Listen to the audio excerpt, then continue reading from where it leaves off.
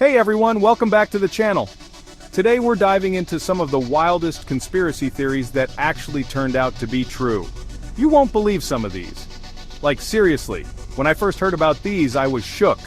We're talking government cover-ups, secret experiments, things that sound like they came straight out of a horror movie.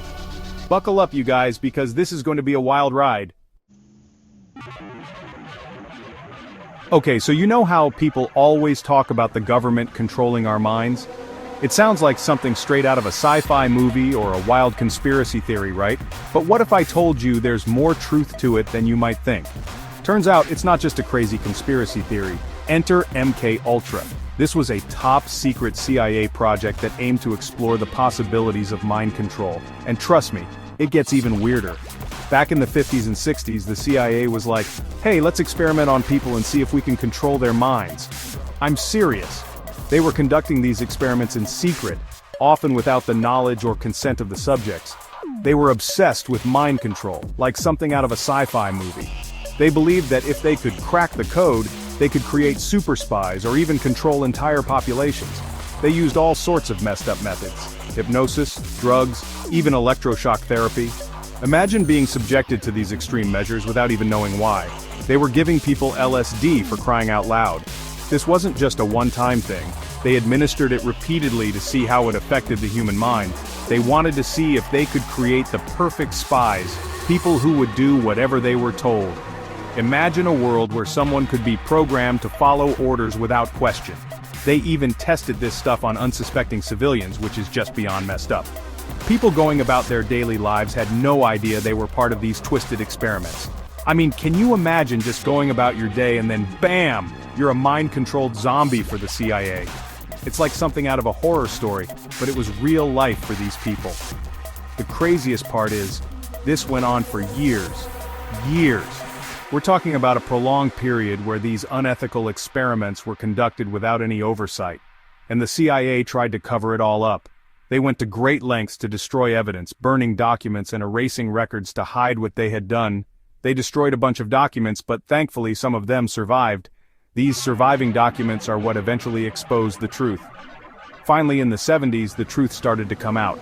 Journalists and investigators began to uncover the extent of these experiments, and the public was shocked. People were outraged, and rightfully so. The idea that their own government had been conducting these experiments was almost too much to bear. It's like something out of a nightmare, and it actually happened. The legacy of MK Ultra serves as a chilling reminder of what can happen when power goes unchecked. Alright, so after World War II, the US was all about scooping up Nazi scientists like they were going out of style. It wasn't just a casual effort, it was a full-blown operation with a clear objective. The US government saw an opportunity to harness the scientific prowess of these individuals despite their dark pasts. I'm talking rocket scientists, doctors, engineers, you name it. These were some of the brightest minds in their fields, and the US was determined to bring them over. The idea was that their expertise could give America a significant edge in various technological and scientific arenas. They called it Operation Paperclip, and it was basically a way to get their hands on all the Nazis' secret technology. This operation was shrouded in secrecy, with documents and files being meticulously managed to ensure that the true identities and past actions of these scientists were obscured. I mean, who cares about war crimes when you can have the best rockets, right? The US was willing to overlook some of the most heinous acts committed during the war, if it meant gaining a technological advantage. This moral compromise was seen as a necessary evil in the context of the Cold War and the burgeoning space race.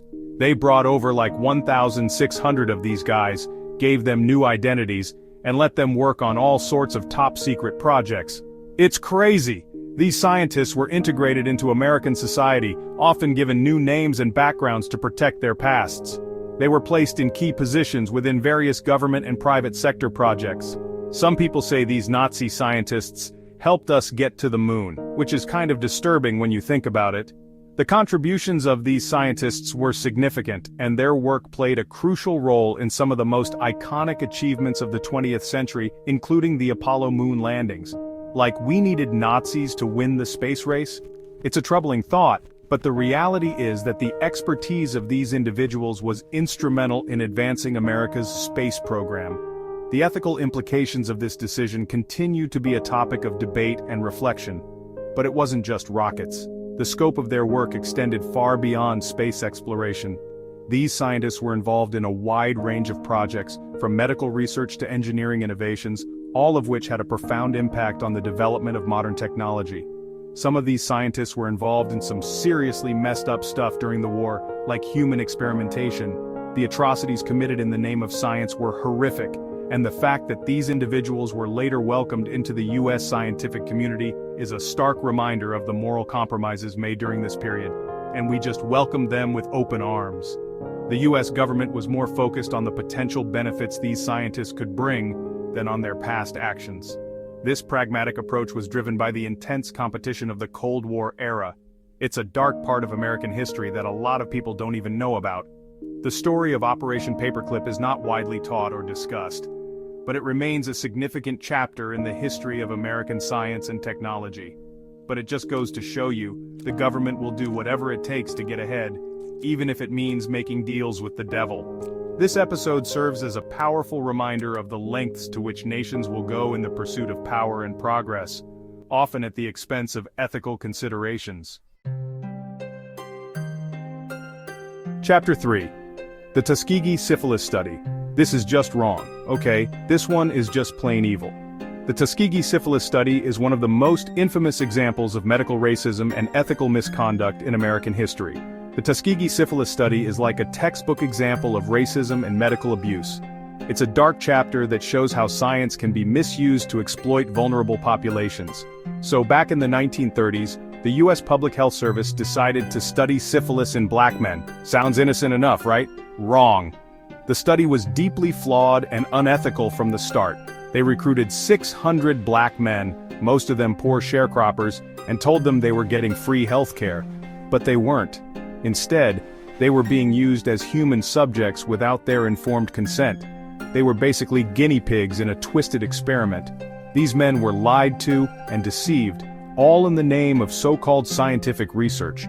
The researchers wanted to see what would happen if syphilis was left untreated. They were more interested in the progression of the disease than in the well-being of the participants. So, they withheld treatment from these men, even after penicillin became widely available. Can you imagine that? A life-saving drug was deliberately kept from them? Knowing there's a cure for a deadly disease but refusing to give it to these men just so you can study them? It's sickening. The level of disregard for human life is unimaginable. This went on for 40 years, you guys. 40 years. Generations of men suffered and died while the researchers watched and took notes. Many of the men died from syphilis, and some even passed the disease on to their wives and children. The impact was devastating and far-reaching. It wasn't until 1972 that a whistleblower finally exposed the study to the public. The revelation was a bombshell that shocked the nation. The outrage was huge, and rightfully so. People were furious that such a gross violation of ethics had been allowed to continue for so long. The Tuskegee Syphilis Study is a stain on American history, a reminder of how easily science can be twisted for evil purposes. It serves as a cautionary tale about the importance of ethics in research and the need to protect vulnerable populations from exploitation. Chapter 4. The CIA's heart attack gun. You can't make this up. Okay, you guys, this one sounds like something straight out of a James Bond movie. The CIA actually developed a gun that could kill someone and make it look like a heart attack. I know, right? It sounds insane, but it's true. They called it the heart attack gun, and it was basically a modified ice gun that shot a dart filled with poison. The poison would melt away, leaving no trace, and the victim would just drop dead, seemingly from a heart attack. It's like the perfect murder weapon. They even tested this thing out on animals, and it worked flawlessly. Thankfully, as far as we know, they never actually used it on a person. But the fact that they even created this thing is terrifying. It just shows you how far the CIA was willing to go to eliminate their enemies. I mean, a heart attack gun? Seriously? It's like something out of a spy thriller, but it was real. Chapter 5. The Gulf of Tonkin Incident. Starting Wars with Lies. Alright, this one is about how the US government basically lied us into the Vietnam War. It all started with the Gulf of Tonkin incident in 1964. The US Navy claimed that North Vietnamese torpedo boats attacked the USS Maddox in the Gulf of Tonkin. This was a big deal. It made it seem like North Vietnam was the aggressor, and it gave President Lyndon B. Johnson the excuse he needed to escalate the war. But here's the thing. The second attack never actually happened. It was all a big fat lie.